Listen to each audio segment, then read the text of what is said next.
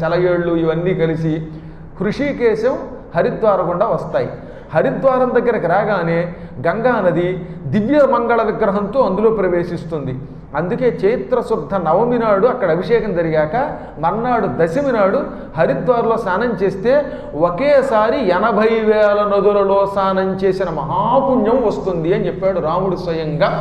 ఎందుకంటే ఆ తోకకి అంత విలువ ఉన్నది, దాని మీద ఇన్ని అభిషేక జలాలు కలుస్తున్నాయి. దానికి రాముడు ఎవరి పేరెట్టాడో తెలుసా? శ్రీ హనుమద్వాల సాగరం అన్నాడు. హనుమంతుని తోక మీద నుంచి వస్తున్న దివ్య నదీ సముద్రం. ఆ సముద్రం ఉప్పు నీరు, కానీ ఇది మాత్రం అలా కాదు, పూర్తిగా మంచినీరు, మధుర జలం అన్నమాట. ఈ మధుర జలంలో స్నానం చేసిన వాడు పరమధన్యాత్ముడవుతాడు, వాడికి జ్ఞానం పెరుగుతుంది. ఎంతెందుకు, నాకు ఎరిగిన ఒక శిష్యుడు ఉండేవాడు. మందకొడిగా జ్ఞాపక శక్తి తక్కువగా ఉండేది, ఏం చదివినా జ్ఞాపకం పెట్టుకోలేకపోయేవాడు. పరీక్షల్లో